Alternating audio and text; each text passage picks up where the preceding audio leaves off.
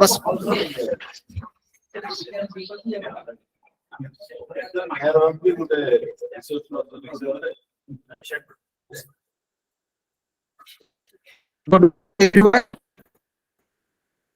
I, Dr. Lapatra, Organized Secretary, Department of Philosophy. I welcome all of you to our national seminar on Wittgenstein's legacy, looking back a century apart. Before starting this seminar, I request our Vice Chancellor sir and other dignitaries.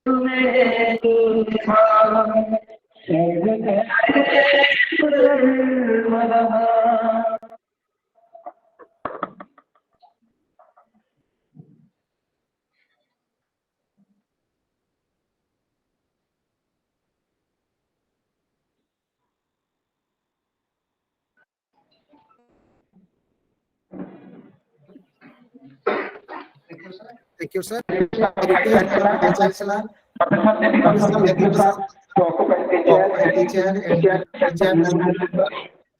Also, Chief Speaker on the dais, I invite Dr. Gopal Gupta, Regional Director, sir.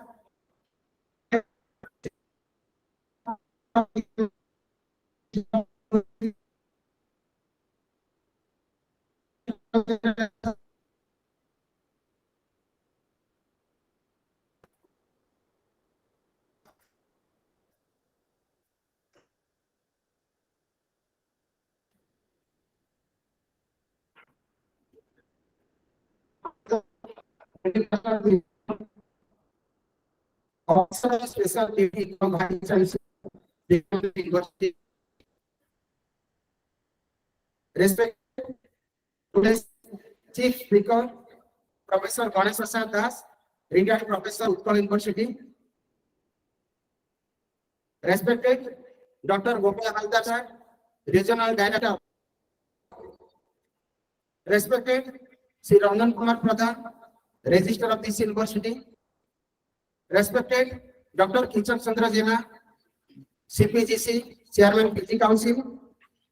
Respected Professor George Victor, formerly Vice Chancellor Adikavi Nalya University of the dais. Professor Ashok Kumar Karai, Dr. Manoranjan Malik, Dr. Shubham Garipati, my dear colleagues and my students, I on the behalf of Department of Philosophy, I welcome you to this national seminar to teach legacy.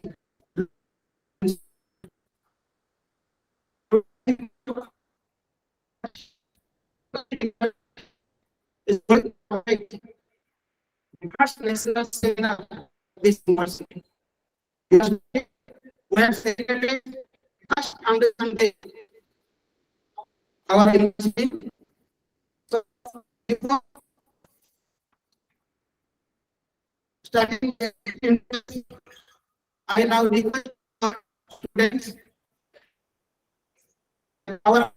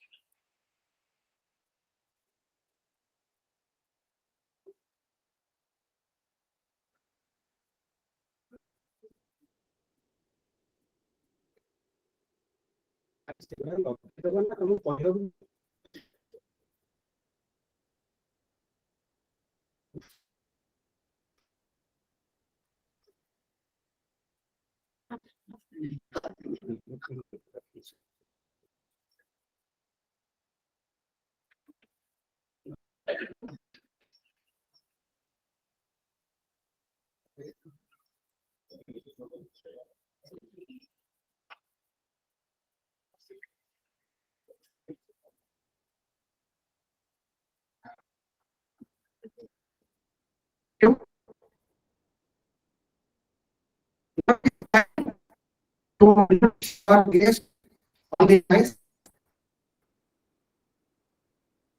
today's chairman, from chief guest, Professor Devi Prasad Mishra, Vice Chancellor of this university,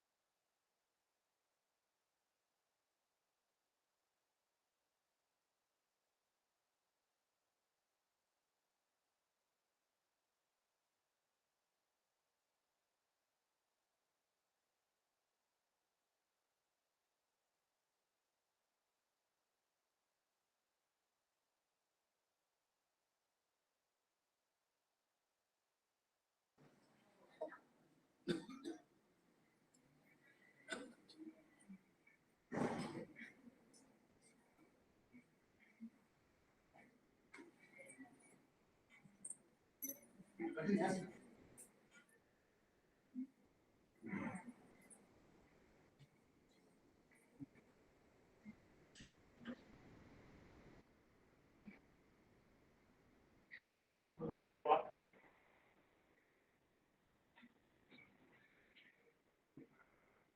to all. Seminar on Wittgenstein's legacy, looking back a century apart.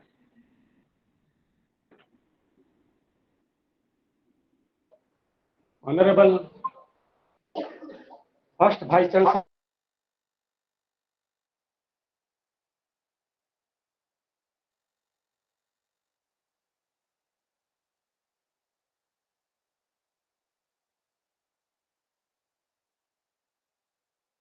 person who is having academic excellence and as well as a good admission. Welcome to the key speaker of this day, that is Professor Ganesh Prasad Das, formerly head PG Department of Philosophy, Utkal University. And welcome to my ex-registrar, who is the architecture of the VikramDev University, presently joined with new assignment, Dr. Gopal Haldar sir.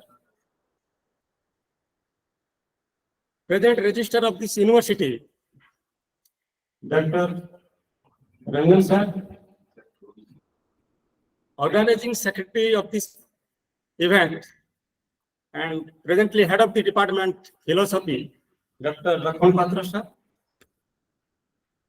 Again, I welcome to Professor George Victor, Professor Durga Madhav Praraj, Professor Gopal Sau, Professor B. Venkatrao, Dr. Varda Lakshmi Panda, Sri Vijay Kumar Naik, Kumar Biswai, Dr.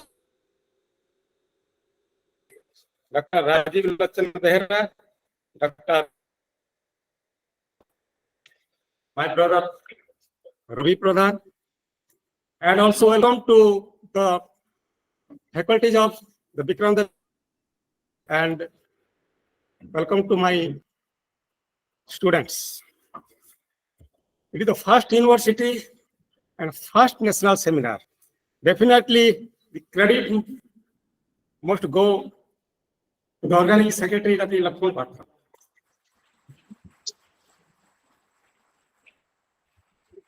Again, I'm telling that this is the beginning stage, and seminar is always the reflection of the university. Now it is the first seminar. Definitely, it will be written as a golden letter that is first seminar that is organized by the Department of Philosophy.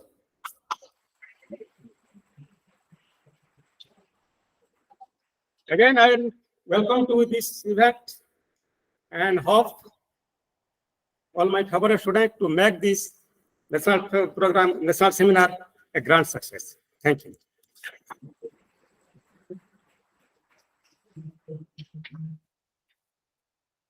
Thank you, sir, for your beautiful welcome address to our guests on the dais and off the dais.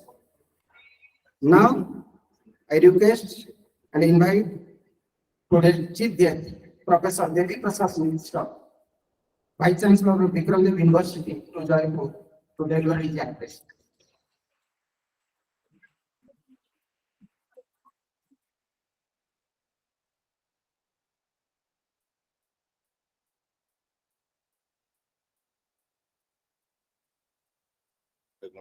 Live very good, very good.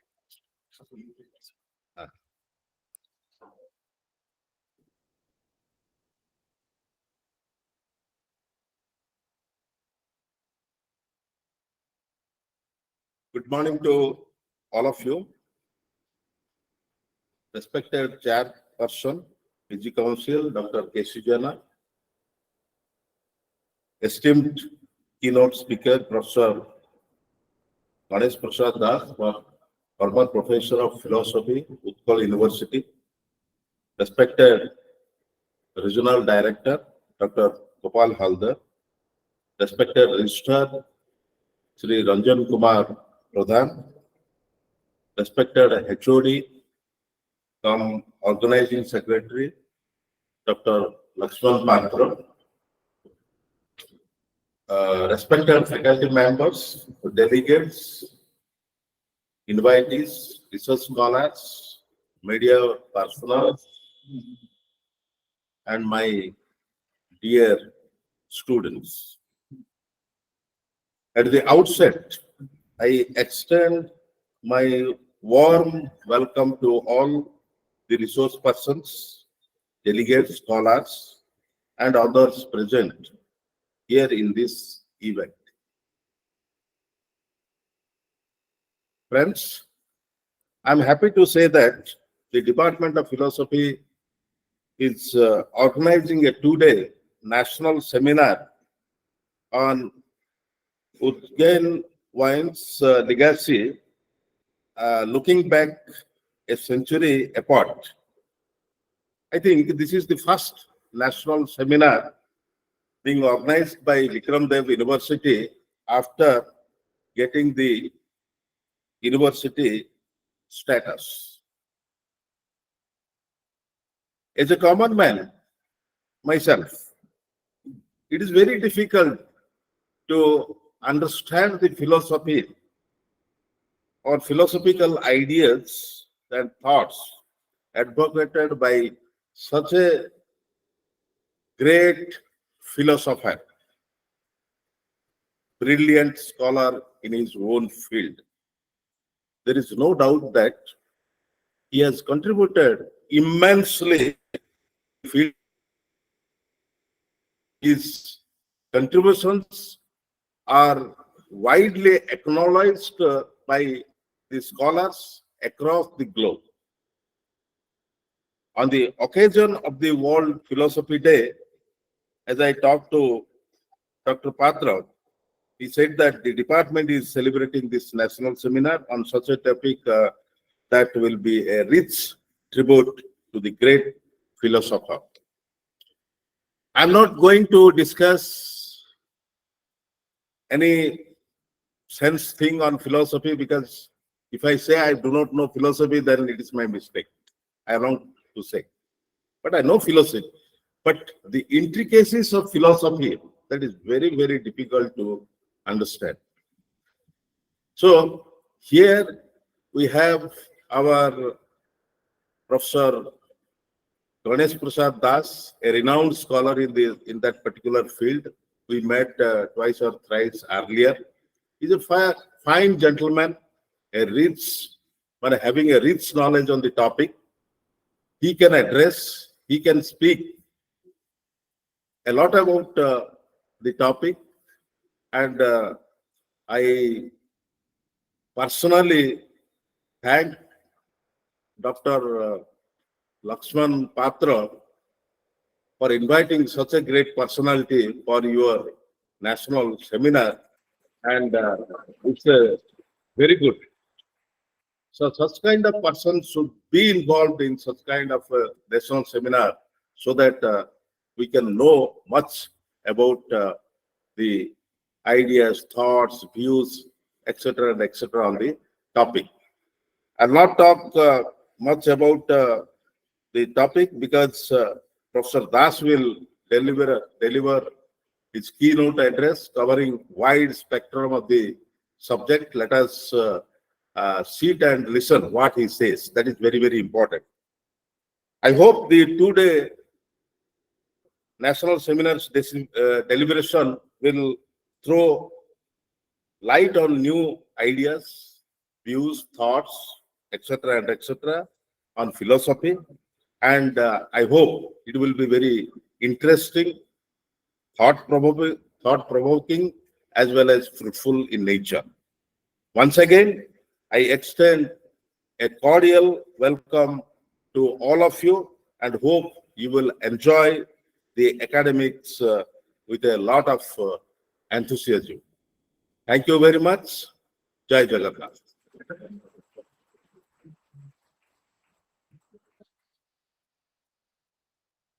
Thank you, sir, for your thought-provoking delivery to our students, and resource persons. Now I invite Dr. Gopal Havdar, Regional Director of Department of Higher Education, to deliver lecture.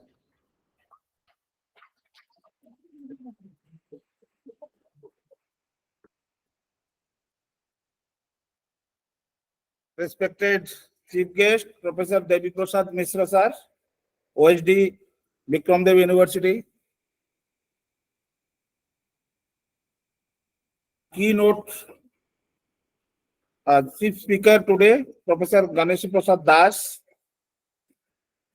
retired Professor, retired from Utkal University. Guest of Honor, Ranjan Kumar Pradhan, now Registrar of this university. Chairperson, PG Council, Dr. Kichak Chandra Jena. Head of the Department and Organizing Secretary of this today's seminar, Dr. Lakshman Patra. Invited dignitaries, participants, and my dear students. I feel it a privilege to be the guest for such an occasion. This 2 days seminar was planned months ahead. Actually, Dr. Lakshman Patra, when I was registered, met me with the proposal that we have funding from ICPR, but it is not enough to organize a national seminar. So please, if possible, university should provide some fund. As you know, students, it is our new university. We have not yet received any funding from UGC or any other source. We have planned a source from our own during VikramDev Autonomous College. And usually what I find last 3 years or 4-5 years, we are organizing 2 to 3 national level seminars. Last year, the biology department, botany and zoology also together, we organized a very successful national seminar. So this year already, before I leave from this assignment of registrar, 3 seminars have been approved by our OSD sir. I have also forwarded the same. English department will also going to organize this one and another one by education, BA department. So it is a great achievement, I must say. This type of activity in particularly universities must encourage students, scholars.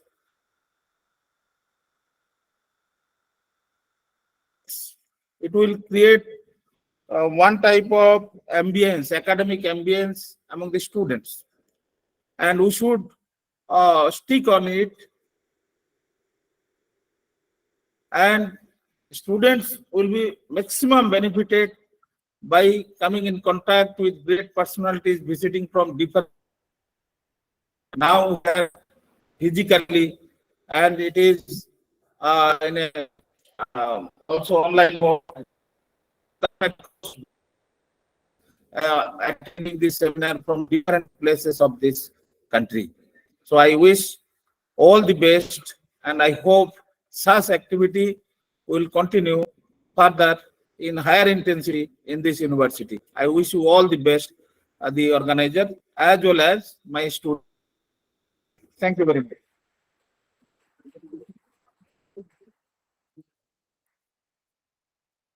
Thank you, sir, for your thought-provoking deliberation.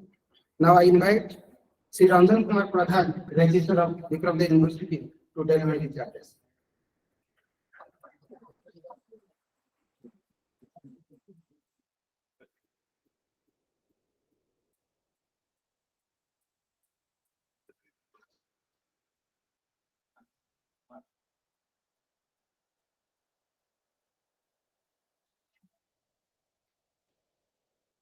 Esteemed Vice Chancellor of our university,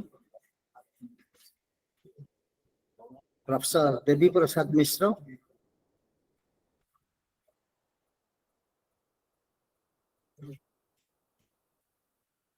invited guest and the chief speaker of the occasion, Professor Ganesh Prasad Das,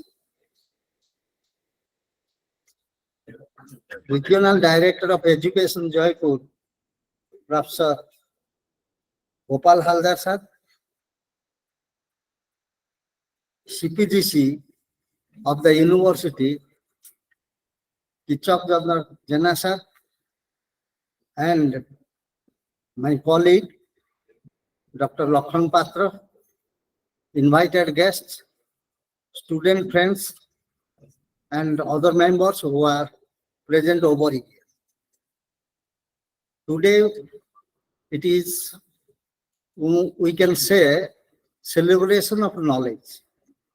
When it is comes to the Department of Philosophy or the subject like philosophy, it is the celebration of fundamental knowledge, we can say. Because I am, for a very short period of time, I have been introduced to philosophy. And at that period,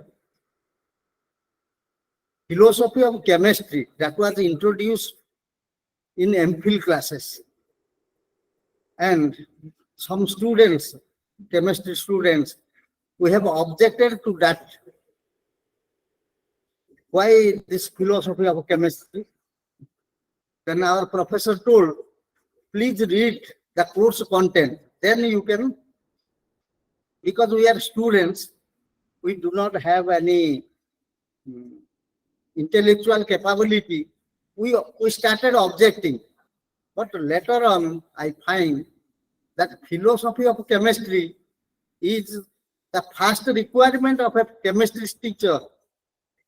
And so philosophy of every subject, there is a philosophy of every subject. And that philosophy is the backbone of that subject. Out of that philosophy, you cannot, particularly in fundamental science, the science like mathematics, physics, where there is not much fundamental, very much fundamental things. There is importance of philosophy. And scientists like Newton and the Einstein, they are more philosophers than scientists. Experiment, but more brain work. So philosophy is such an important subject, and celebration of knowledge of philosophy is the highest level of intellectual experience. And this seminar is going to have that type of a intellectual discussion and intellectual experience over here in this university. This is why I am thankful to Professor Ganesh sir and Professor Patra sir. They have organized, they have visioned this seminar, and Professor Ganesh sir has came down from Bhubaneswar to this place to at this age, and I am very much thankful to him. So friends, thank you all, and please celebrate the knowledge of the philosophy. Thank you.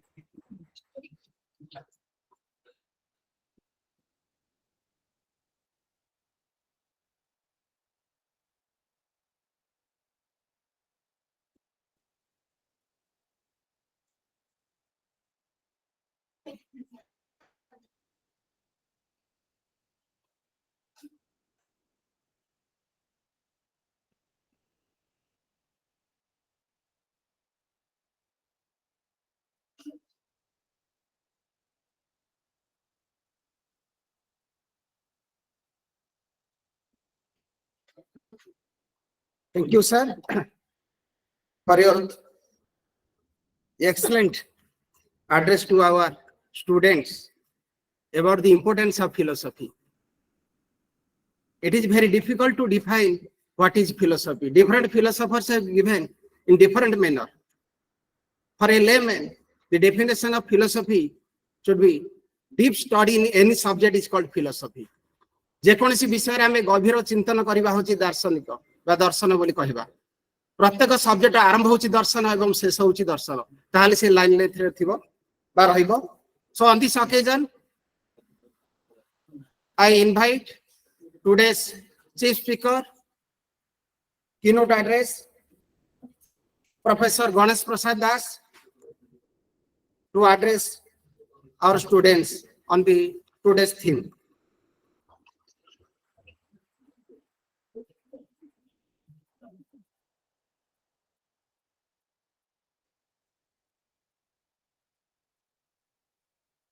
Namaskar and very good morning to one and all.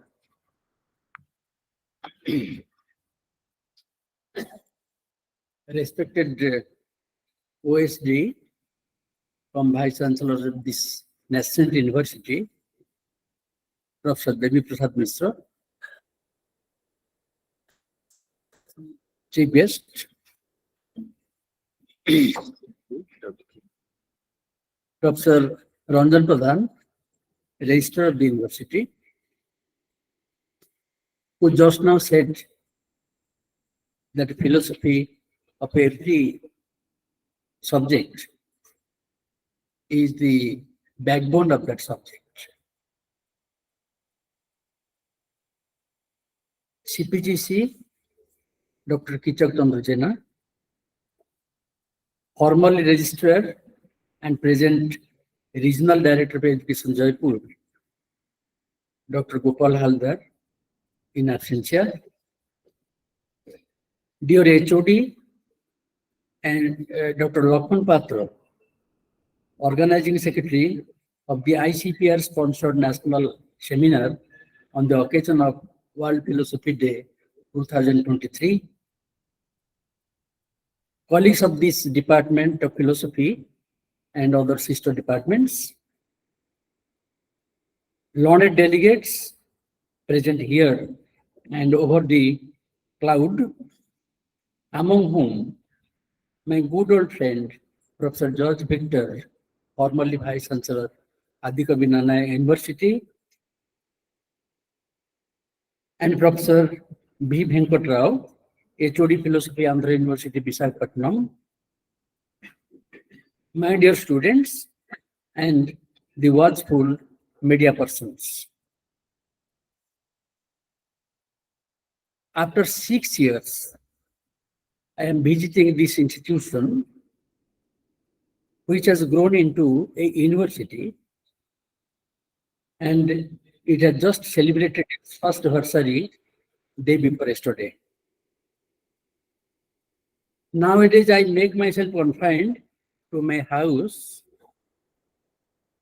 I'm refusing invitations of friends very ruefully. But this is one of my favorite places. And here I find people of the same wavelength, so that I am attracted to this place. When Lakshman insisted to come here, I said no, but finally could not say no. মনে মনে বহুত বিরক্ত হচ্ছিল শীতটার মতো ডাকুছি শনিপাত ହେଇଯିବ ସେ ଜୟପୁରରେ ଯୋଉ ଥଣ୍ଡା କୋରାପୁଟ ଶୀତ ତାର ଗୋଟେ ବିଶେଷ ଖ୍ୟାତି ଅଛି କୋରାପୁଟିଆ ଶୀତ ତେଣୁକରି ବହୁତ ବିରକ୍ତ ହଉଥିଲି but miraculously this winter left Bhubaneswar on day before yesterday and left Jaipur only yesterday. Perhaps it is traveling from north to south.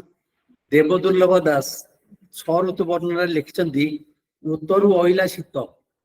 That means winter is traveling from north to south. So it left Bhubaneswar on day before yesterday and left Jaipur only yesterday. It is fine weather at Jaipur.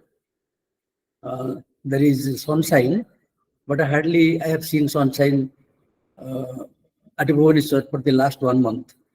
The atmosphere is so polluted that sun is not seen.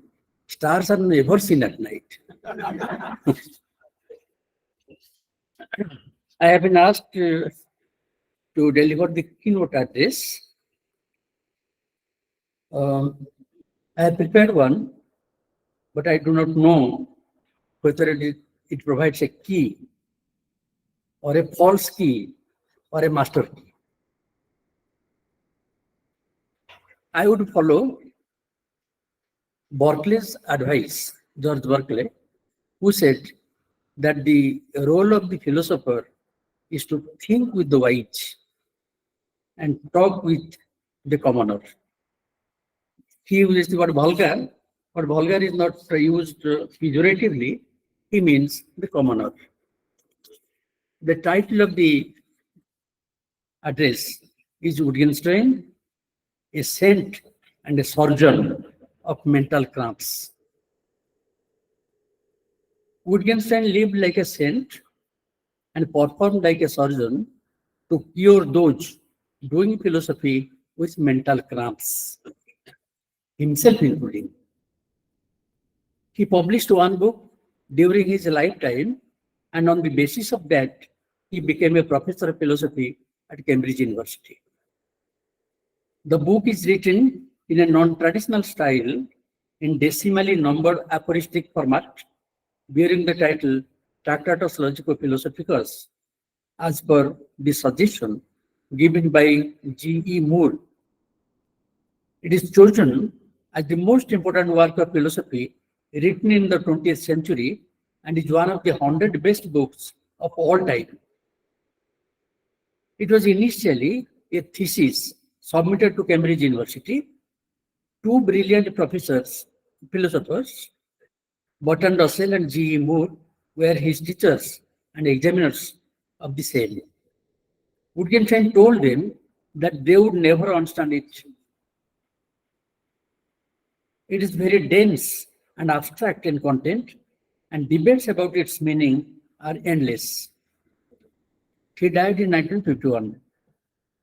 Philosophical Investigations was his posthumous publication in 1952, followed by 9 more books that incorporated his papers, notes, slips, lectures, conversations, letters, and dictations collected from his students, friends, and family members.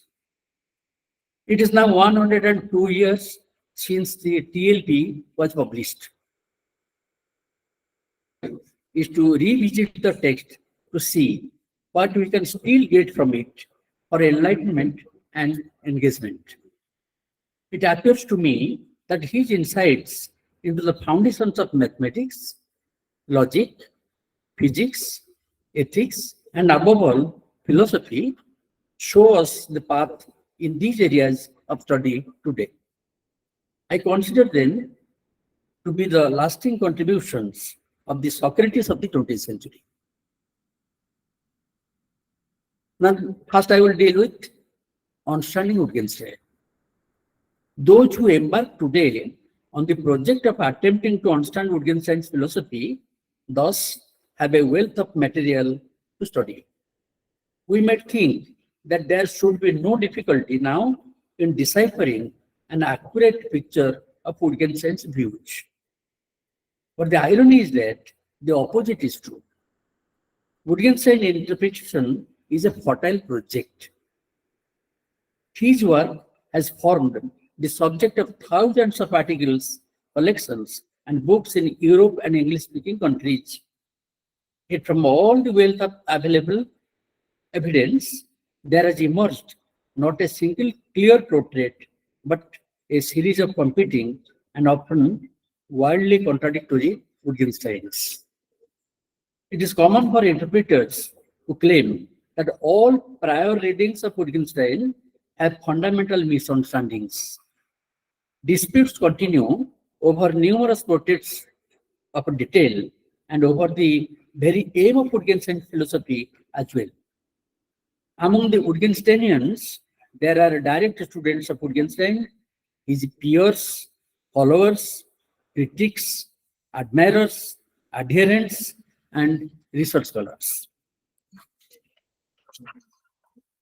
1920s to mid 1950s marked the beginning of a steady accumulation of articles on Wittgenstein.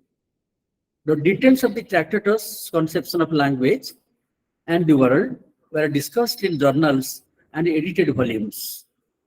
In late 1950s and early 60s, the first book-length treatises on Wittgenstein appeared, and Wittgenstein's work now became an object of scholarly study. Anscombe's 1959, Stenius's 1960, and Black's 1964. Their books on the Tractatus came out during this period. They were followed by Ambrose 1966, Pierce 1971, Kenny 1973 and 1984, second edition, and Fogelin 1976. According to the expositions of these authors, Wittgenstein's views are regarded as the orthodox interpretation. 1980 onwards, PMS Hacker published 4 volumes on the PI.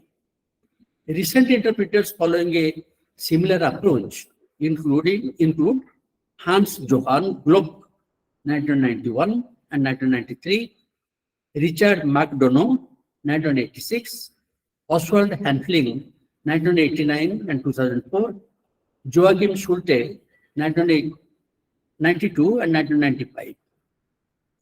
1992 and 1993, Severin 2006, and to an extent, Stephen Mulhall, 1990, and David Storm, 1995. They share a broadly similar approach to Wittgenstein's earlier later philosophy, insofar as they attribute substantial views and arguments to Wittgenstein. The Tractatus is understood as offering a shortly worked out version of the representational model.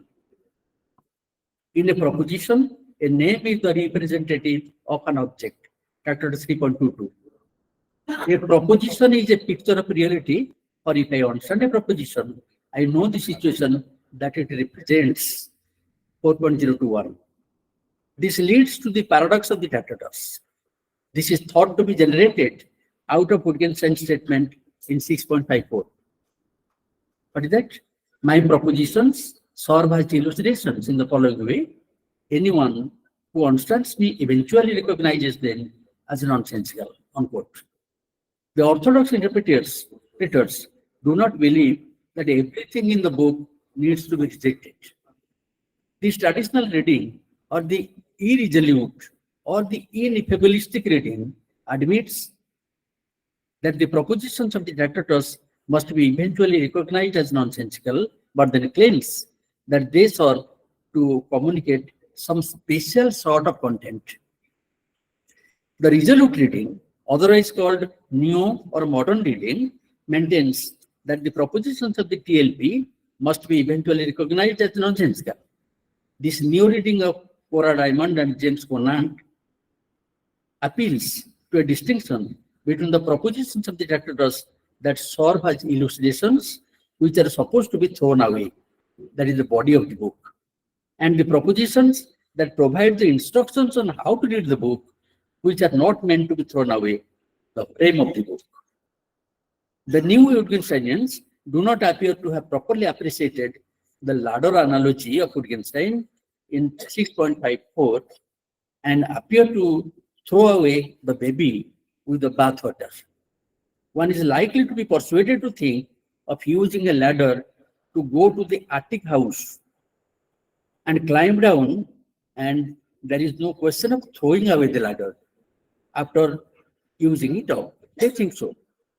But in matters of transcendence to wisdom, there is no question of coming back. It is like the ladder used by a passenger to a plane.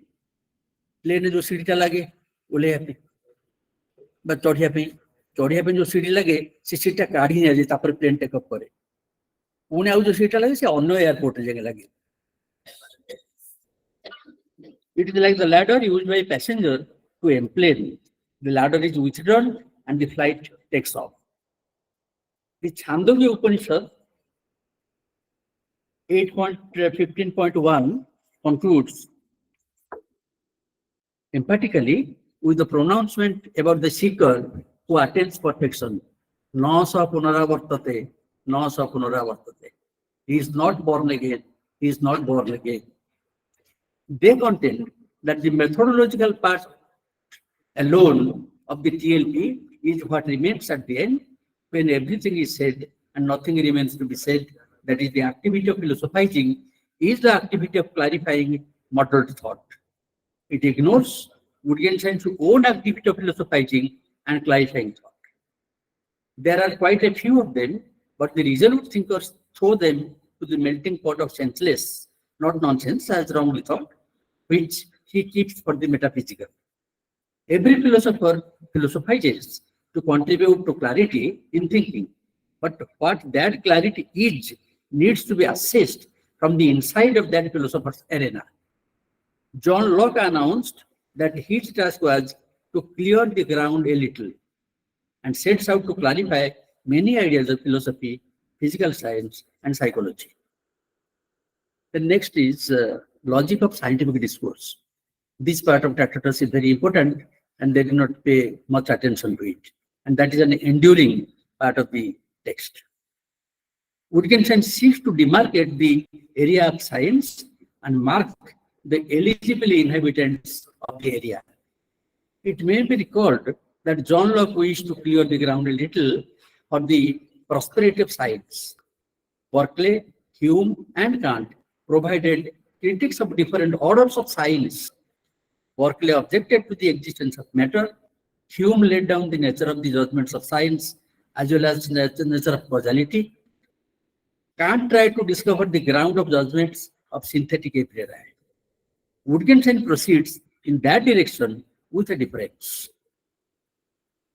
He seeks to clear the ground for science in a more comprehensive mode, clarifies what constitutes the body of science and what could be said within the domain of science, what lies outside the domain, and the limitations and shortcomings of the enterprise of science.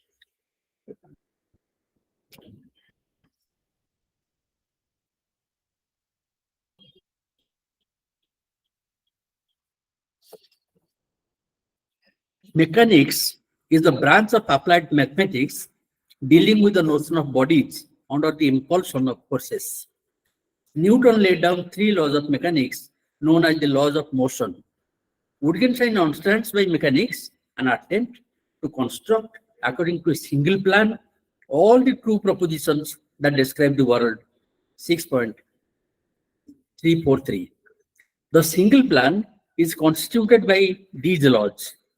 The plan is like a network by which the reality is apprehended and sought to be changed according to human purpose. The network is purely geometrical. Wittgenstein says, the network is purely geometrical, Wittgenstein says. Its properties are given a priori, not inducted from the order of things in the reality.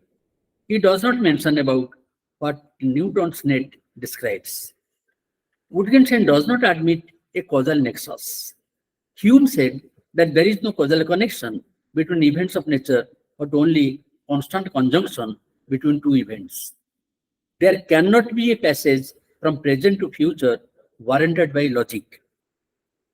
However, the two events are seen in constant conjunction. There cannot be a causal inference from one to the other. According to Wittgenstein, superstition is nothing but belief in the causal nexus. 5.1361. There is no possible way of making an inference from existence of one situation to the existence of another entirely different situation. Causal relation is thought to be a necessary or logical relation, but it is not.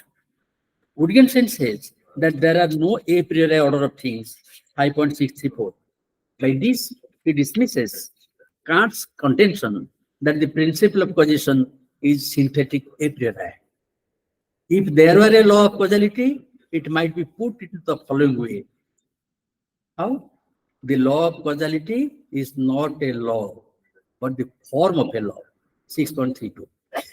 The content of the law would be particular sequences of laws like the ones discovered by sciences, like this. Tide in the sea is caused by the gravitational pull of the sun and the moon. Hydrogen and oxygen in a given proportion produce water. If the demand for a consumer goods rises, the price of it will rise, the amount of production remaining the same. Too much of intake of sodium bicarbonate results in increase in blood pressure, etc. These are the contents. The so-called law of causality is an abstraction of all such causal sequences found in empirical reality. Newton and Einstein, as well as his followers, believe that mathematics rules the world. The physical laws are expressed in mathematical equations like Einstein's E is equal to mc square. But Wittgenstein believes, following his teacher Bertrand Russell, that mathematics is an extension of logic and it pervades the world or rules the world. 5.61. Mathematics is a method of logic, he says. 6.234. Science believes that the laws of nature are inviolable and sacrosanct. They constitute the ground of explanation of any event in the causal nexus of events and the terminus of explanation of any given event. All which end there. One cannot ask, for example, why the sun and the moon exercise the power of gravitation. If you ask this, that would be a super question. That is, I mean, hyper question, not super question. Hyper question. जोटा ओडिया रे कहते अति प्रश्न semi प्रश्न पचरा जे परिबनी हमर केते student semi प्रश्न पचरंती आमे ताको हारी स्मार्टली पचरछो बट दोज आर अति प्रश्न those are hyper questions this could be likened to the conception of God and fate, which were supposed to be the ultimate explanation of events in popular belief system. For any events of good and bad happening to a person, the cause of the same was supposed to be fate and God. And for anything good or bad happening to the world, God was supposed to be the cause. On the other hand, there is scientific explanation. On the one hand, there is scientific explanation, and on the other hand, there is theological explanation. According to Wittgenstein, both science and theology are right and wrong in their methods. He rather gives a little bit more credit to the theological explanation than the scientific one. He says that God and fate are clear termini. God and fate are clear termini, end point. They do not have alternatives or replacements, but the laws of nature do not constitute clear termini because, speaking logically, they have alternatives and replacements. Nancy Cartwright, How the Laws of Physics Lie, 1983, and Bas van Prazen, Laws and Symmetry, 1989, they argue that laws of nature are contingent and subject to change in certain circumstances. Laws of nature are concerning the physical and the empirical, whereas God and fate are metaphysical and transempirical. So, in strong words, Wittgenstein says that the entire modern conception of the world is founded on the illusion that the so-called laws of nature are the explanations of natural phenomena. 6.371. However, the laws of physics speak indirectly about the objects of the world. Wittgenstein's critique of Newtonian science is a critique of science in general, that is, of science of any paradigm. His discussion on the logic of science is quite lengthy in the TLP. His remarks at 6.34 are revealing. I quote, the different nets, I spoke about net, Jalo. The different nets correspond to different systems for describing the world. Mechanics determines one form of description of the world by saying that all propositions used in the description of the world must be obtained in a given way from a given set of propositions, the axiom of mechanics. It thus supplies the bricks for building the edifice of science, and it says any building that you want to erect, whatever it may be, must somehow be constructed with these bricks and with these bricks alone. The implication of this is worked out in the next aphorism, 6.342. I quote, the possibility of describing the world by means of Newtonian mechanics tells us nothing about the world.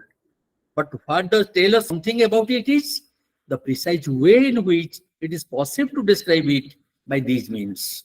We are also told something about the world by the fact that it can be described more simply with one system of mechanics than with another.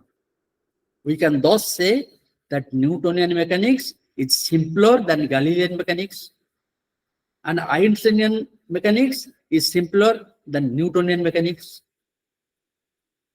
Through paradigm change, Einstein's theory of relativity has replaced Newtonian physics as the dominant paradigm in physics because it is more useful and fits more adequately into current data, especially when it involves complex data consisting of extreme units in speed and mass.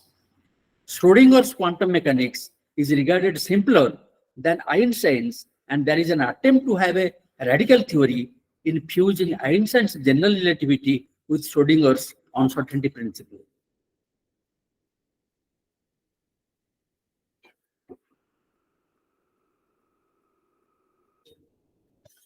Then, logic of moral discourse. Descartes made a distinction between mechanical causality and will causality. In the physical domain, one occurrence could be the cause of another occurrence. Accordingly, there is determinism in this domain. It is mechanical causality even as Descartes thinks that body is a machine. But mind cannot be a machine. What one wills cannot be foretold on the basis of what one had thought or done before. There is no inner necessity, as Wittgenstein puts it. It is there between, inner necessity is only there between knowledge and its object. 5.1362. Genesis 1 of the Bible reads, and God said, let there be light, and there was light. In the Chandogya Upanishad, there is the idea of Brahman having the determination of being many and becoming many. Ekoham Bhusham. Here, the will determines the world, and the latter is dependent on the former. But according to Wittgenstein, the world is independent of my will. 6.373. The will can be of interest to both science and philosophy. In science, it is the will which psychology is concerned with, and in philosophy, it is the will which ethics is concerned with. Psychology can discuss about the will, but philosophy cannot. 6.423. It cannot talk about the will because it is outside the world and hence does not come under the scope of sayability. We can only say with sense about the state of affairs of the world. A state of affairs is a concatenation of objects, and the will is not one of the objects in the world. It is true in the psychological sense that a man exercises his will, and by virtue of this, some alteration of the world occurs. Such exercises of the will could be good or bad. Good or bad exercise of the will would alter the limits of the world. Here, limits means the psychological limits. This could happen by establishing a colony on the planet Mars, or by destroying, by bombardment, a portion of the earth we live in. But this should not make any alteration of the facts. That is, it cannot alter the limits of what can be said. What can be said is set by the limits of the logic of language, not by territorial expansion or contraction of the world. The world does not expand or contract in parts and segments, but as a whole. The whole always remains as a whole. quantitative predicates are not applicable to the whole. The totality of objects determines and limits empirical reality. As we said above, facts of reality are depicted by elementary propositions, the totality of which limit empirical reality. Hence, it is language that shows the limit of empirical reality as well as of itself, that is the limit of saability. Meaning is the axis of philosophy in the 20th century and thereafter. Gilbert Ryle shows in the introduction to the revolutionary philosophy how it occupies the center stage of philosophy, even to establish its self-identity with its own subject matter and method. Philosophy did not have its own subject matter and method before 20th century, and Gilbert Ryle says, and we find in subsequent philosophers' writings, that philosophy establishes its own identity. And the Aadhaar card of 20th century, nothing larger. We find this seeking in a mature form in the TLP of Wittgenstein. But Wittgenstein makes a distinction between meaning and sense. He keeps meaning for the significance of objects and sense for the significance of propositions. Names have meaning and propositions have sense. 3.3. Sense has two senses. One is logical and the other is ethical. In the logical sense, the sense of an elementary proposition is its representation of the state of affairs. Speaking strictly, it is not proper to say that a proposition has, that is, possesses sense, because in that case, sense should get a metaphysical status, which is what Wittgenstein wants to evade. In the ethical sense, sense is significance or purpose, and the inquiry into it is much more important for Wittgenstein in the TLP. By highlighting the logical sense of propositions, he seeks to highlight the importance of the ethical sense of the world. It may be noted in passing that the logical positivist would assign the statements of ethics to the domain of psychology, proclaiming that their import is only emotional. But Wittgenstein places the sense of the world outside the world, as inside it no value exists. According to Wittgenstein, all propositions have equal value, 6.4. This means that they are either true or false. In the world of facts, everything is as it is, and everything happens as it does happen. No value exists in the world. Wittgenstein puts this in a rhetorical manner by saying that if value did exist in the world, then it would have no value. 6.41. That is, if value would have been there in the world as a fact, then it would make propositions either true or false. But value cannot be laid down in descriptive propositions. Description and evaluation are two different procedures. Description is cognitive, whereas evaluation is non-cognitive. The distinction between fact and value is a nagging issue in philosophy. The question as to whether what can be derived from each is an engaging issue. Moore says that if you regard the evaluative terms like good and bad on a par with the descriptive terms like red, soft, or sweet, then there would be an error called the naturalistic fallacy. Wittgenstein makes descriptive propositions and ethical propositions categorically distinct. But he does not take part in the controversy as to whether ethical propositions can be derived from or justified by descriptive propositions. Wittgenstein says that the tone or tenor of TLP is ethical. At another place, he says that ethics must be a condition of the world, like logic. Notebooks 77.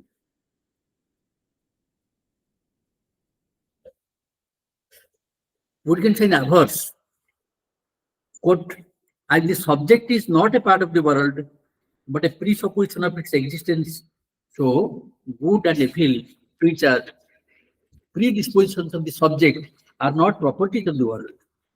Notebooks 79. We know that according to him, logic pervades the world, 5.61, I have already quoted that. So, In the same way, ethics must be regarded as the pervasive feature of the world. He further says that logic is transcendental and that ethics as well as aesthetics, both of which are categorized as axiology, are transcendental. 6.41. It appears that the world of facts is wrapped up in two-layered skin.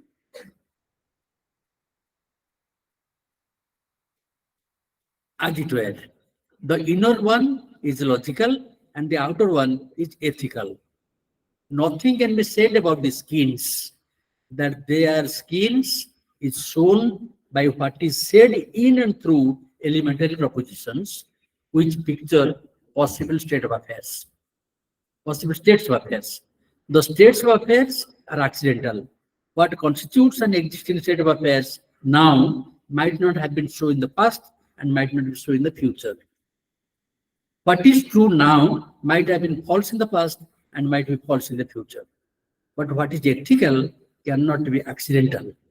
Therefore, the non-accidental must be transcendental, beyond the domain of space and time. Wittgenstein finds out logical difficulty with the enterprise of science. One such difficulty was discussed above, is the law of causality. Now, taking science as a whole, Wittgenstein finds that it stops short of solving the big problems of life. They remain completely untouched. From the point of view of science, however, such questions are of no avail. The riddle does not exist. 6.4312 and 6.5. When there are no problems left, there remains no problems of life. Life synchronizes with the world. That is, the world and life are one. 5.621. The solution of the problem of life is its dissolution in the vanishing of the problem. 6.521. Wittgenstein does not mean to say that science solves all the problems of our life, or that the residual problems, if any, are pseudo problems. Science does not say that. He rather says that the deeper problems of our life cannot be sensibly put in the language of scientific discourse. It is important to note that totality of scientific discourse shows that there are such problems. Wittgenstein says at 6.521, I quote, is not this the reason why those who have found after a long period of doubt that the sense of life becomes clear to them have then been unable to say what constituted that sense? Is not this the reason why those who have found after a long period of doubt that the sense of life become clear to them have then been unable to say what constituted that sense? The persons whom Wittgenstein refers to in this apparently simple or difficult question must be a Confucius. Confucius says, quote, real knowledge is to know the extent of one's ignorance, and science is a true friend who never betrays. And again, life is really simple, but we insist on making it complicated. The Buddha is on record to have said, quote, those who know, they know, even without my saying, and those who do not know, they will not know. Any of my descriptions of life to a blind man is of no use. One who has not tasted the ambrosia of existence of life, no point in talking to them about it. The Buddha says. This means that silence is the genuine teaching about the ultimate reality, because the absolute is beyond the scope of speech and thought. Wittgenstein therefore says in the concluding aphorism, what we cannot speak about, we must pass over in silence. Wittgenstein gave a lecture on ethics to the Heretic Society, Cambridge University in 1929, and it was published in the Philosophical Review in 1965. It is couched in clear terms and helps to understand the pithy and scanty statements of TLP on ethics. He begins with G. Moore's definition of ethics in the Principia Ethica, where he says that ethics is the general inquiry into what is good. Wittgenstein equates the inquiry with that into that which is valuable, or into what is really important, or into the meaning of life, or into what makes life worth living, or into the right way of living. By this, he tries to see the characteristic features they all have in common. According to Wittgenstein, the word good would be taken in two senses, relative and absolute. In either of the two, a given ethical statement results into a number of factual statements. In the relative sense, good simply means coming up to a certain predetermined standard.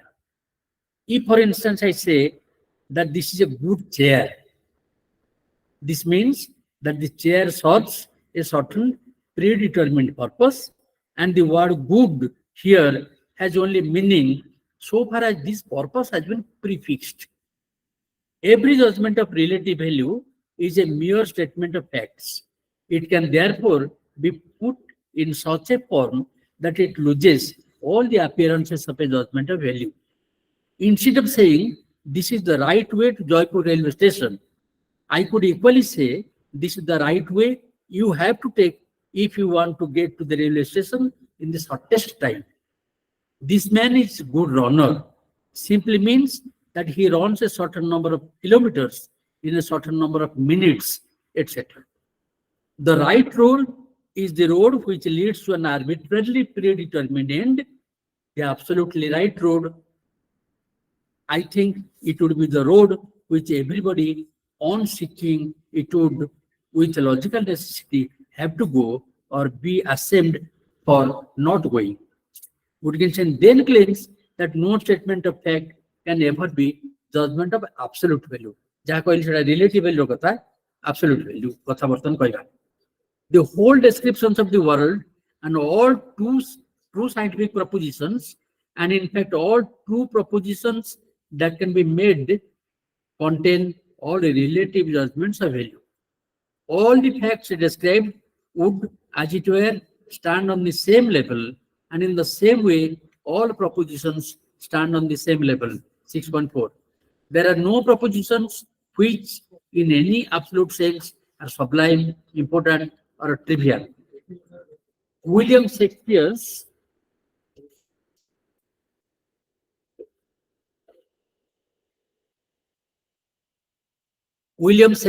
Hamlet says, nothing is either good or bad, but thinking makes it so.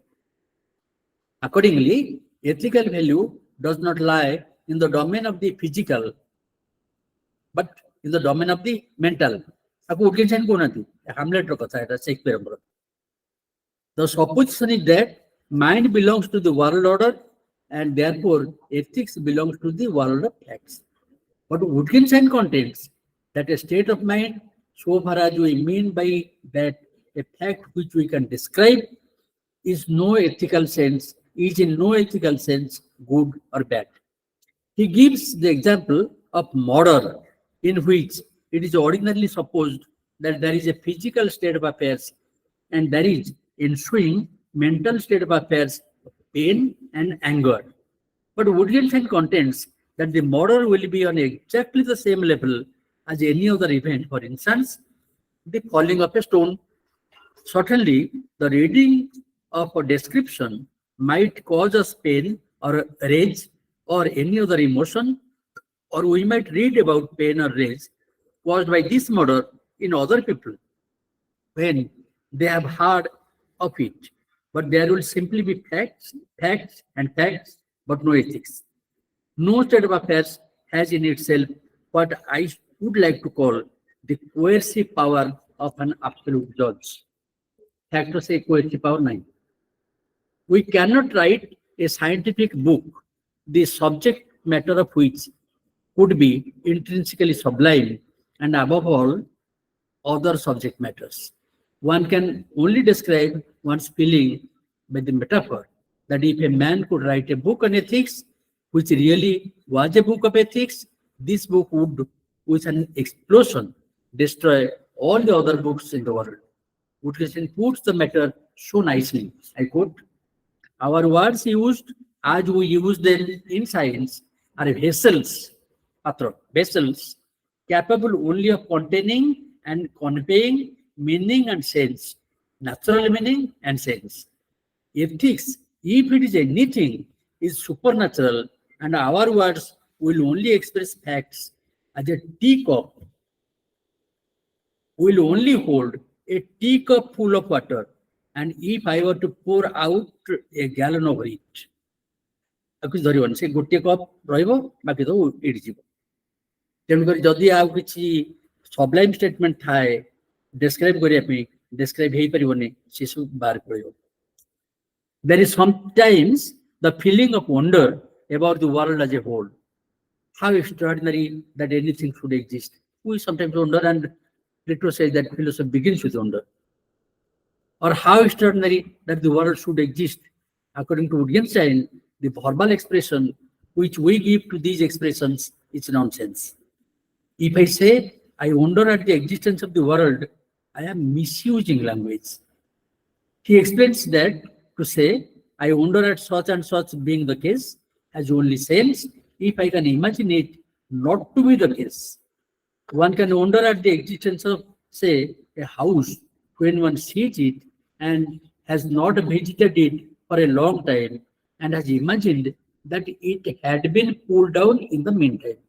बहुत दिन पर घरटा देखुची आसु जोचे आरे घरटा अछि ना से भाबुतला कि आ भीतर तो शहर मानकर बहुत परिवर्तन हो जाउची जो 3 माला 5 माला कोठा सब तक बुलडोजिंग हो जाउची ये भी हो जाइथिबो देखला हे ही नहीं तेन कर जो अदरवाइज हबार संभावना थिबो तेबे से सेंस ऑफ वंडर टी मीनिंगफुल हबो तानले sense of wonder is meaningless senseless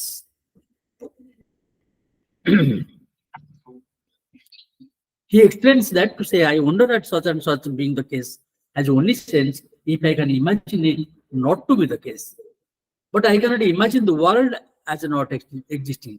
Just like I said, Sundar, kiye gadi rahe Sundara dunia, बोले जो उन्डटा अच्छे गोटे हमर भजन बोला हुए केउठारे रुचि रही किए गडी रही सुंदर दुनिया केउठारे रुचि रही जो अंडर सेटा scientific language point of view छोटा सो सेंसेस काहे ना अदरवाइज ही परिबो नाही अगढ़ा दुनिया गोटे के देखिछि जेते दुनिया हम देखु गढ़ा दुनिया so it cannot be what it is otherwise what it is.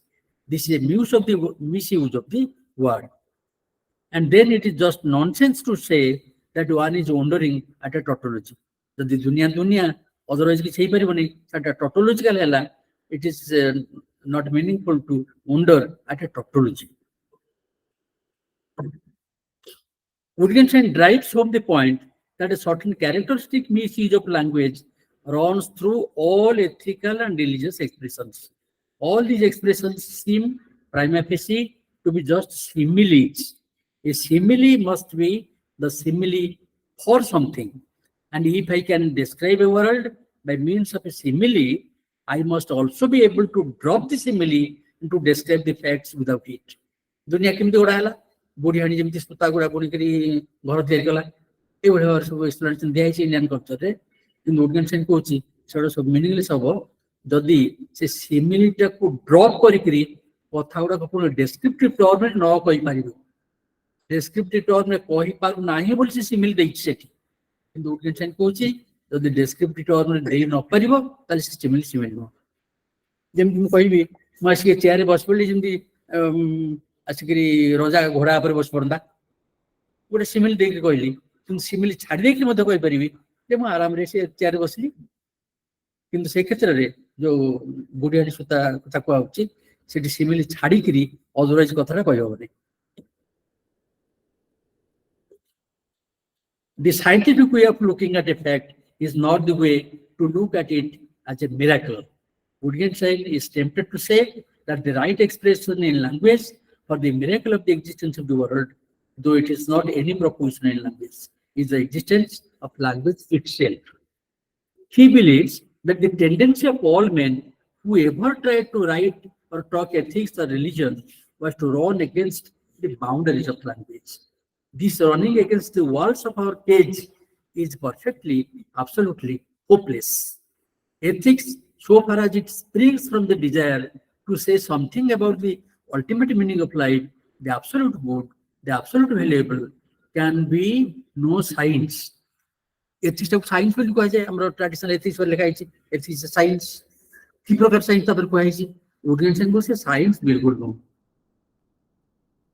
What it says does not add to our knowledge in any sense, but it is a document of tendency in the human mind, which I personally cannot help respecting deeply, and I would not for my life ridicule it. I have a hunch.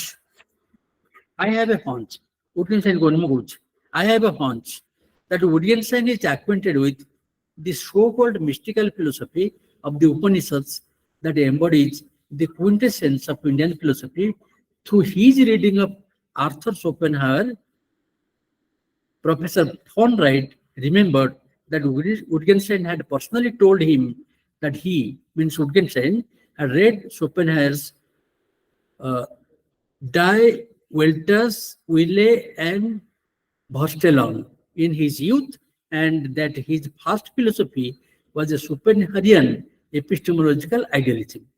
Arthur Schopenhauer, 1780 to 1860, is in the Kantian tradition and of course made original contributions to philosophy. This is in harmony with the story of philosophy, where Arthur Brian Magee wrote, quote, for the rest of his life, Wittgenstein's life, he accepted a view of total reality that saw it as divided between, on the one hand, a realm of which we could have no conceptual understanding, and about which we could therefore say nothing, and on the other hand, this phenomenal world of our experience, which we could indeed talk about and attempt to understand. Intelligible philosophy, he always thought, had to confine itself to the world we could talk about, on pain of becoming meaningless nonsense if it stepped across the borderline. Brian Magee would boil the story of philosophy this quote. Barbara Hannan makes the case that Wittgenstein was substantially influenced by Schopenhauer in a passage in her book, The Riddle of the World.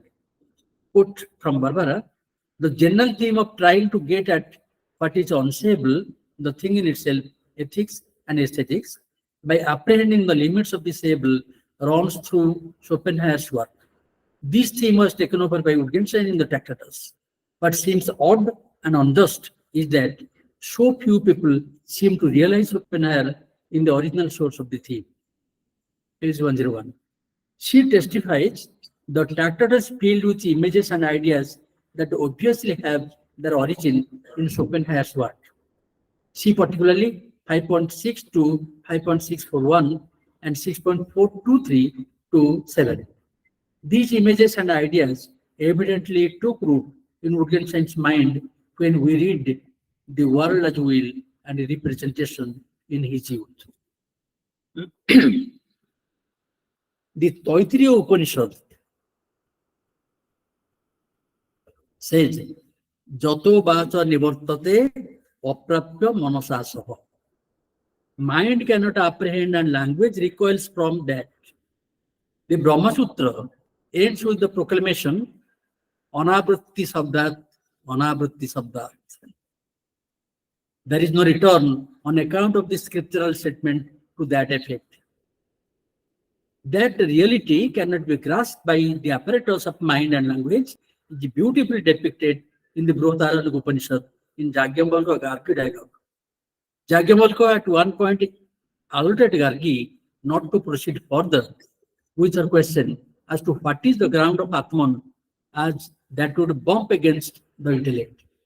So, বিভিন্ন category ground ପଚରା ହେଲା ସେ sir ଆତ୍ମନ ପାଖରେ ପହଞ୍ଚିଲେ ତାପରେ ପଚାରିଲେ ଆତ୍ମନ ଗ୍ରାଉଣ୍ଡଟା କଣ ଏଇ ଯେମିତି କହୁଥିଲେ ଅତି ପ୍ରଶ୍ନ କଥା ହାଇପର କ୍ୱେଶ୍ଚନ ସେମିତି ଗାର୍ଗୀ ଗୋଟେ ହାଇପର କ୍ୱେଶ୍ଚନ ପଚାରିଲେ ସେଇଥିପାଇଁ କହିଲେ ଯାଜ୍ଞବଲ୍କ ଗାର୍ଗୀ ଆଉ ଅଗ୍ରସର ହୁଅନି ତମର ମୂର୍ଧନାପାତ ହେଇଯିବ ମୂର୍ଧନାପାତ ହେଇଯିବ ଛାତି ଫାଟି ମରିଯିବ ସେ କଥା ନୁହେଁ you bump against the limits of language.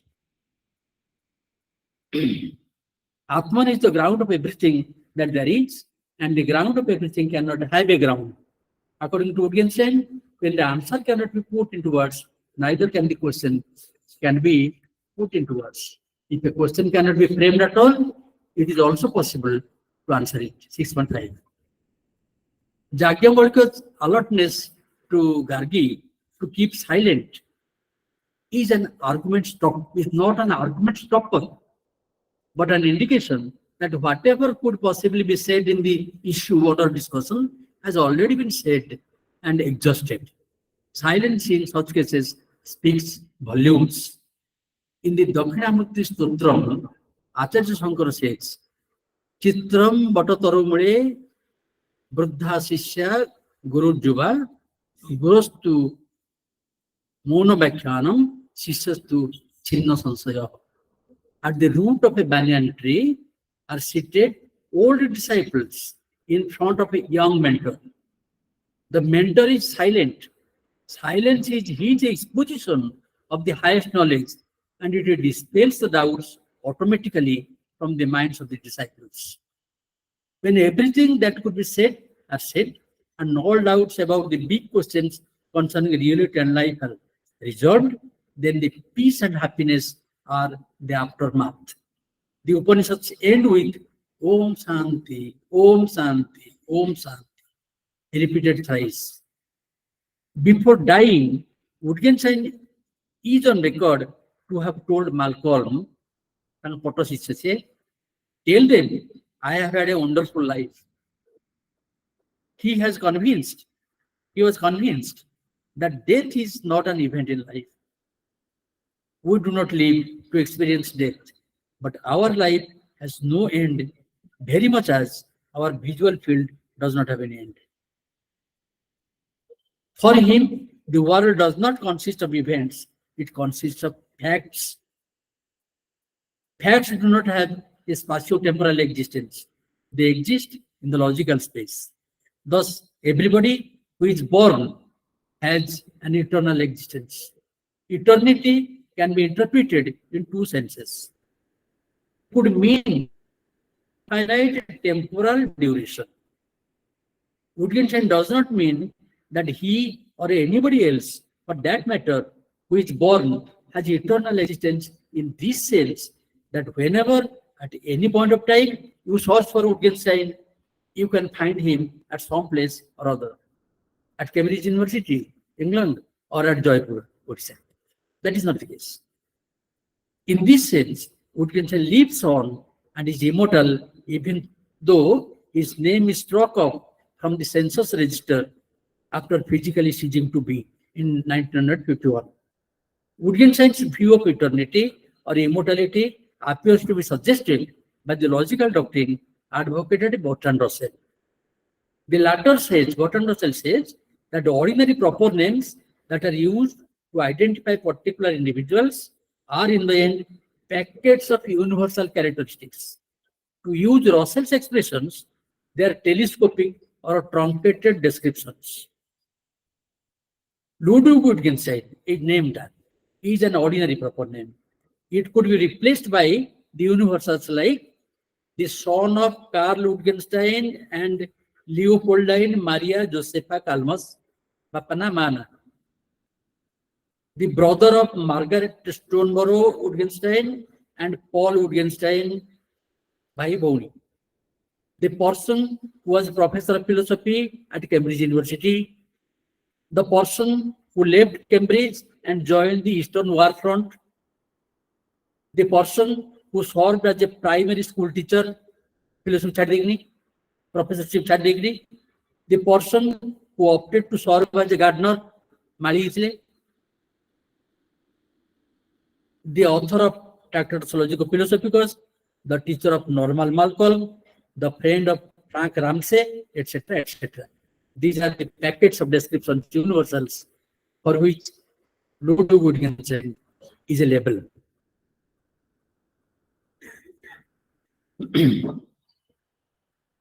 When the person dies, the name too dies. And when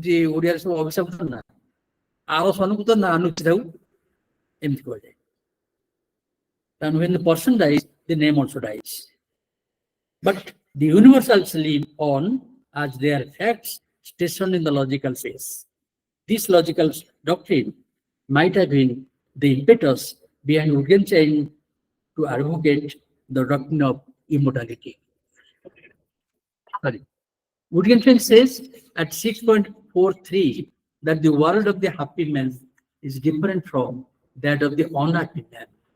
A good exercise of the will would usher in goodness, and a bad exercise of the will would usher in badness or pain.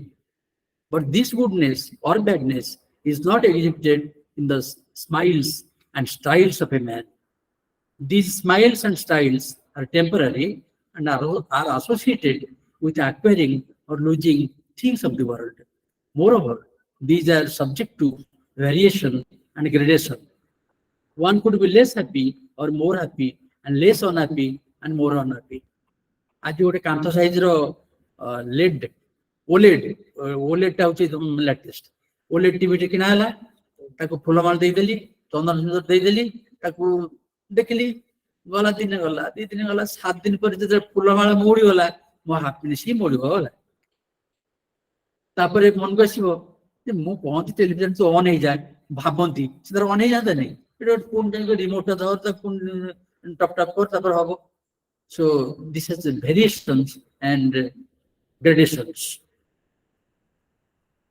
The transformation of man consists in a change in his total perspective or vision about the world of reality.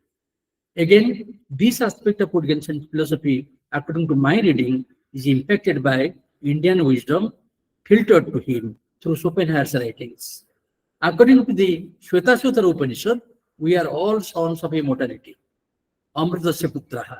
According to the Taittiriya Upanishad, we come from Ananda, bliss, nurtured by Ananda and get merged in Ananda. So the world is full of bliss, and from base to beyond, Bhuru Bhuma Parjanta, from base to beyond, it is all happiness. Nalpe Sukham Asti, Bhumaiva Sukham. On the other hand, according to the Buddha, the world is full of sorrow. Sarvam Dukkham Dukkham. Gote hosila bereku, gote hosila manso, gote khali kandura manso. Eita ta helani, seita ta helani, gote Tata Nixon ta anli, seto gote electric gote antili tanta. Nahi. Tapare gote drone antanti, nalo gote 9-seater plane ta antanti, 9-seater gote 30-seater plane antili tanta. Eguda kom bata podo uri korchi. Behu thare bosli ekatha jai non দরকার বড়টা গটে that we have no end. So on the other hand, according to the Buddha, the world is full of sorrow, sarvam dukkham dukkham. Thus, according to both Vedanta and Buddhism, happiness or unhappiness is an attitude of man towards the world as a whole. It is filled with the light or filled with the darkness. Wittgenstein appears to have been impacted by the Vedantic perspective. It may be noted in passing that according to the Western conception, as we find in Bertrand Russell, there is both happiness and unhappiness in the world. This is from the empirical point of view, which is only partial, not holistic.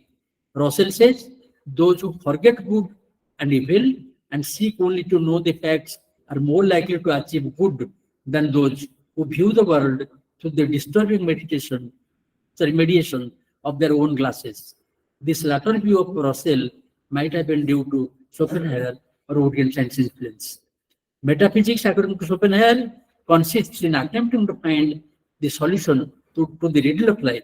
Wittgenstein uses the term riddle twice in the Tractate of Logical Philosophy, because declaring at 6.4312 that the solution to the riddle of life in space and time lies outside space and time. Then the last section, 2-3 minutes more. Clarity, whole, and soul.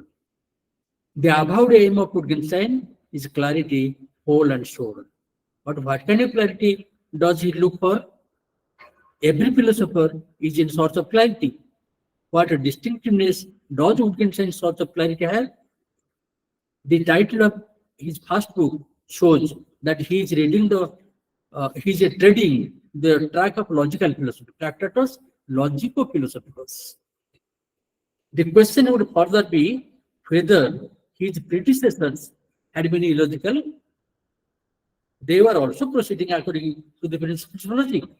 The fact is that Wittgenstein seeks to clarify the meaning of concepts and statements, and for this he is pursuing the logic of language, which Ryle calls informal logic. Of course, Wittgenstein has learned a lot of formal logic, that is mathematical logic, from his mentor Russell, and has made significant improvements in the field. He seeks to find a link between language and reality by applying the structure of mathematical logic. It goes under the name of picture view of meaning. The view is forsaken by Wittgenstein himself in the philosophical investigations in favor of the huge view of meaning. All this he does for the sake of clarity. His clarity consists in locating expressions which are cloudy and indistinct in their use and purging them of their own clarity and misuse. Instances of this we find at 3.323 about the use of each. There are three eases. One is ease of existence, another is ease of predication, and another is, the third one is ease of identity. So simply saying ease will not clarify matters. We have to say what kind of ease is ease. And at 6.4312 about immortality, I just discussed what type of immortality. It also consists in locating misleading expressions and replacing them with the ones that do not mislead. Two such instances we find at 3.1432 and 4.031. Instead of saying dash dash dash dash, we should rather say. Wittgenstein says that his propositions of the TLP are elucidations. 6.54. Elucidation is the act of explaining or making something clear. Ideas may occur in abstract forms, but their elucidation happens only through language. It is a clarification of something complex in simple terms. Albert Einstein won the Nobel Prize for his elucidation of the photoelectric effect. Writing of the TLP is guided by a motto which Wittgenstein takes over from Kornberger. And whatever a man knows, whatever is not mere rumbling and roaring that he has heard, can be said in 3 words. What are these 3 words? One would be inclined to say Sattva-Rajatam. One would be inclined to say Brahma Vishnu Maheshwara. One could be inclined to say that you are. One could be inclined to say I love you. No, neither. What are these 3 words? Ferdinand Kornberger, Vienna 1821 to 1879, was an Austrian writer. In a newspaper article published in 1873, he poses a question to a semi-educated person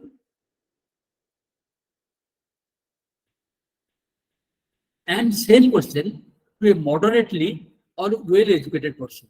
କିନ୍ତୁ ବର୍ତ୍ତମାନ ମୁଁ କୋଟ କଲା କହିଲି wise man ଏବଂ କମନର, ସେମିତି 2 ଜଣଙ୍କୁ ଗୋଟେ କଥା ପଚରା ହେଲା, ଗୋଟେ ପ୍ରଶ୍ନ କଣ ସେଇଟା ପଚରା ହେଲା ଏବଂ 2ଟା ଡିଫରେଣ୍ଟ ଆନ୍ସର ମିଳିଲା. 2 different answers were got. Kornberger's question is concerning the difference between ancient art and modern art. What is the difference between ancient art and modern art?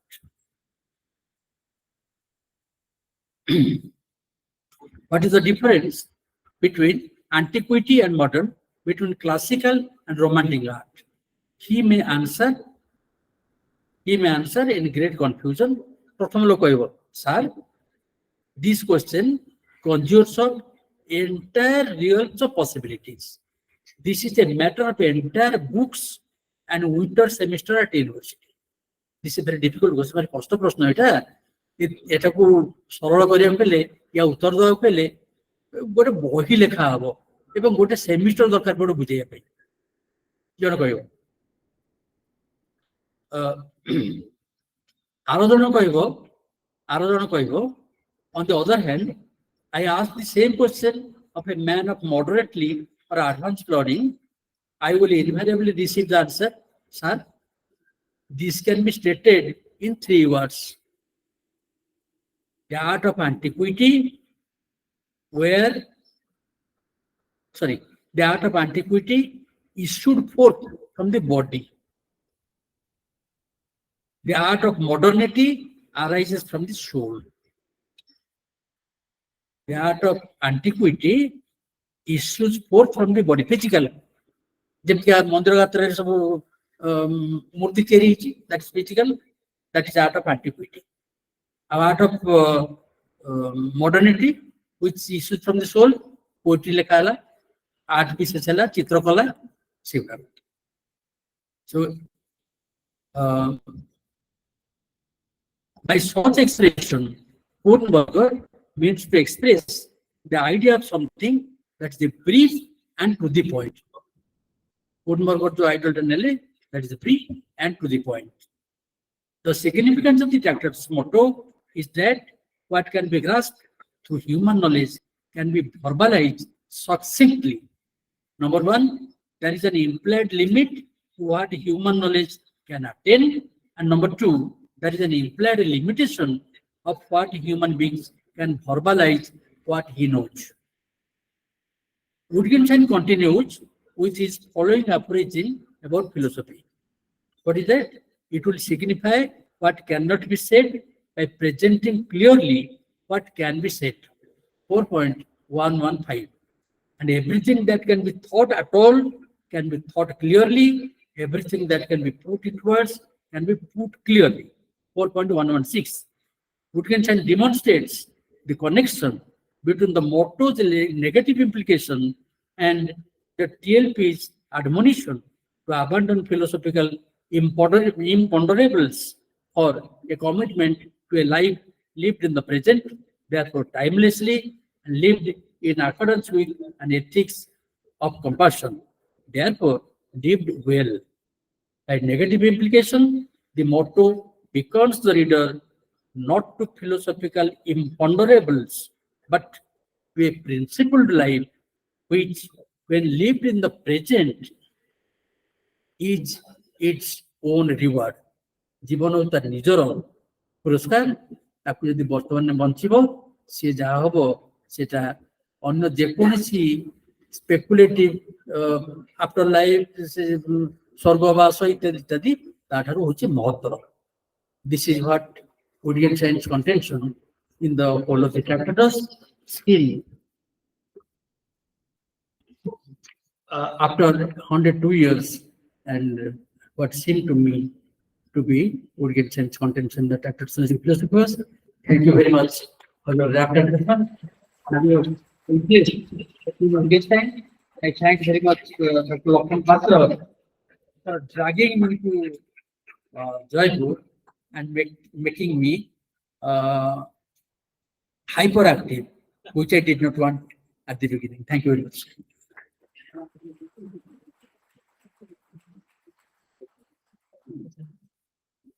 Thank you, sir, for your excellent keynote address on Wittgenstein's philosophy. There is a proverb in Odia that if there is a brother with you, there is no fear to fight with your enemy. And if the father is with you, father's blessing is with you, then there is a don't worry to your living a good life. If there is a similarly, if the teacher is with you, there is no surprise to organize such type of national seminar. So that is I got such type of teacher. Thank you, sir, for your excellent thought-provoking deliberation on Wittgenstein's philosophy. Now it is time to felicitate to our speaker, to our chief guest and guest of honor. So now I request to our students to help, and I request to our Vice Chancellor, Professor Devi Prasad Mishra sir, to felicitate to our keynote speaker, Professor Ganesh Prasad Das.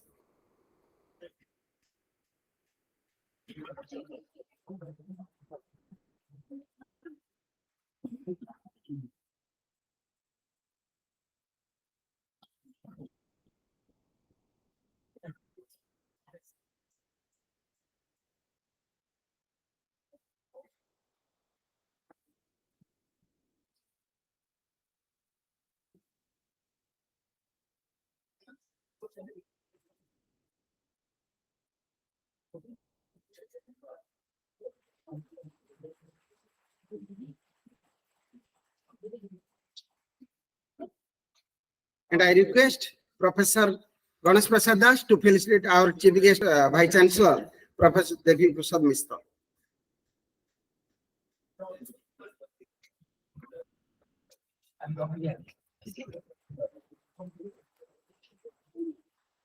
I also request to Professor Das to felicitate Dr. Kichak Chandra Jena, CPGC, VikramDev University.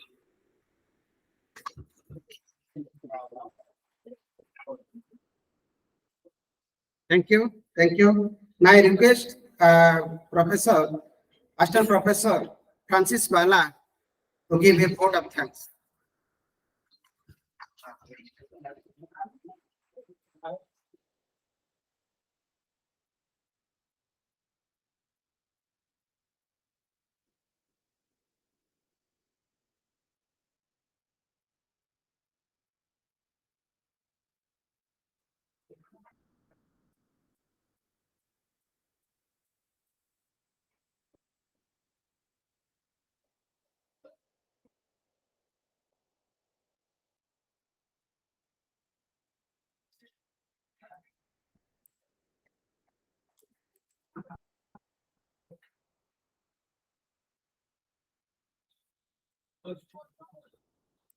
Good afternoon to all. Honorable OST, sir, respected register in absentia, esteemed CPGC, distinguished guests, teachers, and my dear students. It's my great honor and privilege to propose vote of thanks on this inaugural session.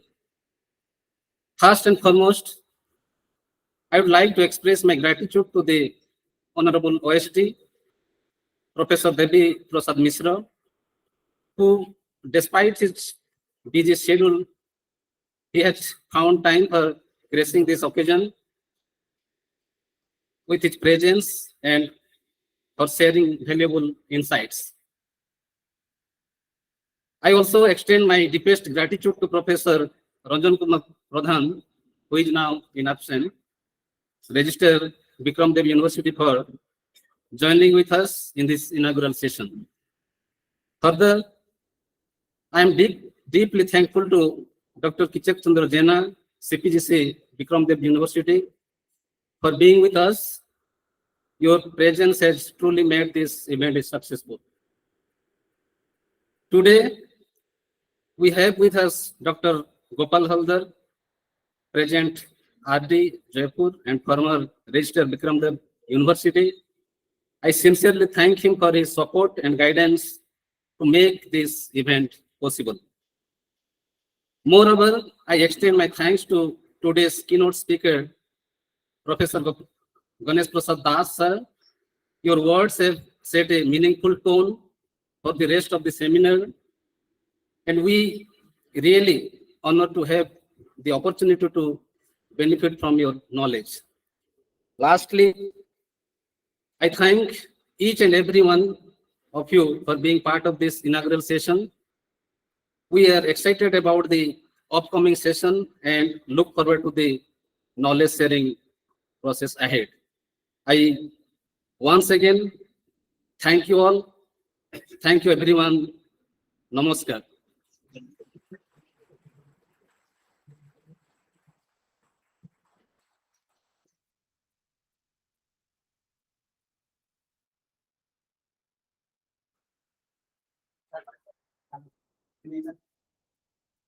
Thank you.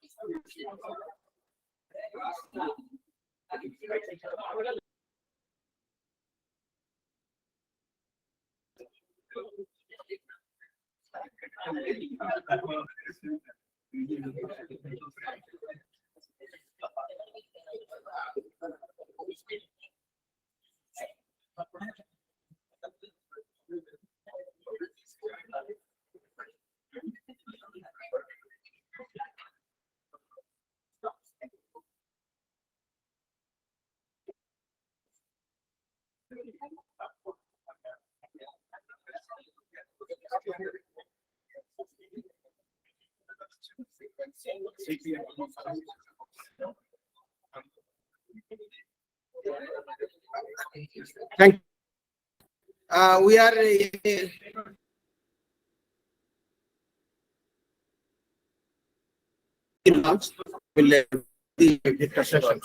only one lecture. Only one lecture. Then after lunch, he is coming, but after lunch.